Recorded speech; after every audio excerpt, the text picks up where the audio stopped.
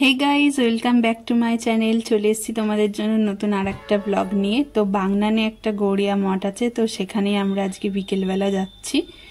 তো প্রথমে আমাদের পাড়া থেকে বেরিয়ে পড়েছি।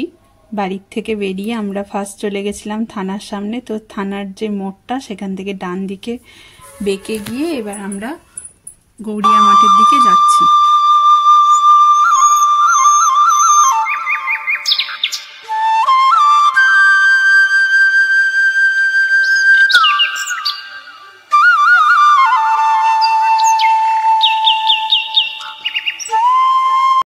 আমরা বাগনান শ্যামপুরের রাস্তায় চলে এসেছি। তোমরা দেখতে পাচ্ছ যে গাদিয়ারা লেখা যে বোর্ডটা।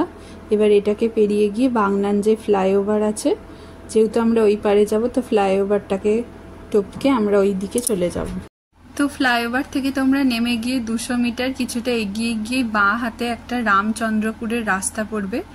তো সেই রাস্তার ভেতর দিয়ে তোমাদেরকে সেই মন্দিরে পৌঁছে যাবে।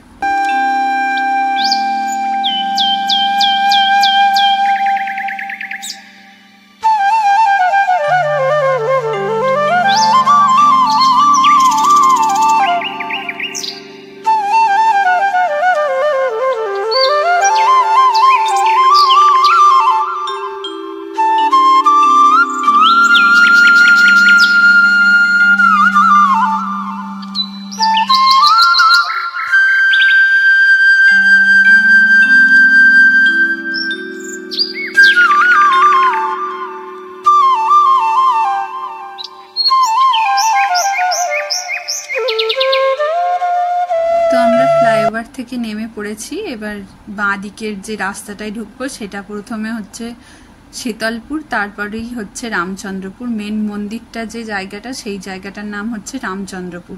তো আমরা শীতলপুরের রাস্তার ভেতর দিয়ে এবার আমরা রামচন্দ্রপুরের দিকে যাব।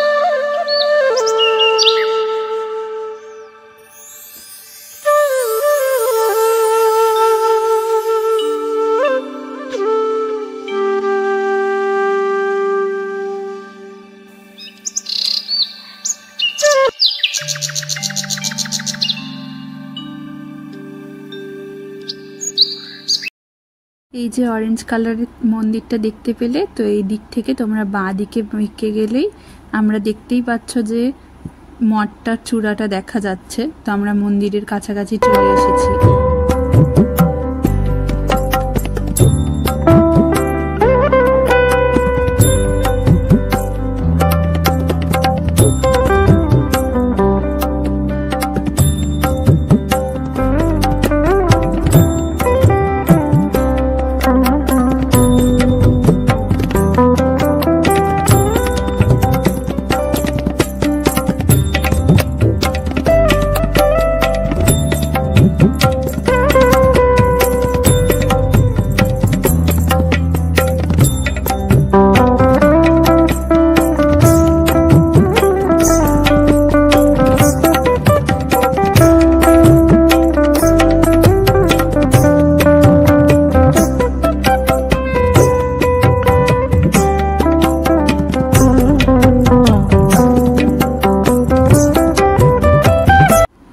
মন্দিরে ঢুকেই একজন প্রভুর সাথে দেখা হয়, আর তিনি আমাদেরকে এই মন্দিরটা সম্পর্কে কিছু অভিজ্ঞতা বলেন, আর এই যে ভক্তিপথে তার আশা এইসব নিয়ে কিছু কথা বলেন।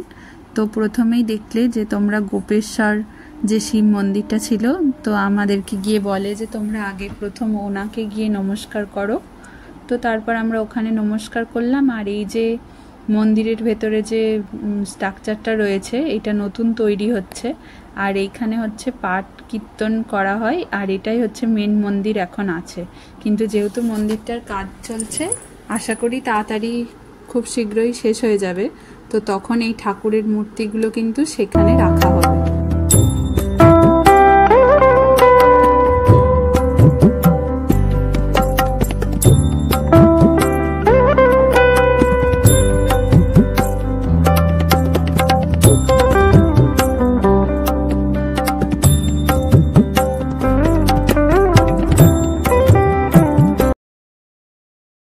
ভক্তরাও আসে এখানে, প্রচুর ভক্তরা এসে কীর্তন করে। আমাদেরকেও বলেছিল থাকতে, কিন্তু আমাদের যেহেতু দেরি হয়ে যাবে তার জন্য আমরা চলে এসেছিলাম। তো তারপর আমরা যারা এই ভক্তিপথে আসতে চায় তো তাদেরকে ওনারা শিক্ষা দেওয়ার জন্য এইরকম একটা স্কুল মতন করা আছে। তো যেখানে তোমাদেরকে ঠাকুরটা দেখালাম ওর ওপরেই সব মানে ছেলে মেয়েরা থাকে আর কি। তো তারপরে আমরা ওখানে তো অনেক সময় অনেক দিকেই ব্যয় হয়, তো আমাদের সেদিনের সন্ধ্যেটা বিকেলটা ওখানেই ঠাকুরের কথা আলোচনা করেই কাটলো। তো তারপরে আমরা বাড়িতে চলে এসেছিলাম। তো যারা যারা এখন এই মন্দিরটাতে আসনি তারা চাইলে আসতে পারো, তো দেখে যেতে পারো মন্দিরটা। চারদিকটা খুবই নির্ঝুম জায়গা, আর কিছুটা এগিয়ে গিয়ে কিন্তু একটা নদী ছিল, তো আমরা ওখানে আর যাওয়া হয়নি। তো তারপর আমরা বাড়ি চলে এসেছি, দেখতেই পাচ্ছ। তো এখানেই ছিল আমাদের এই ভিডিওটা। যদি ভালো লেগে থাকে অবশ্যই লাইক, কমেন্ট, সাবস্ক্রাইব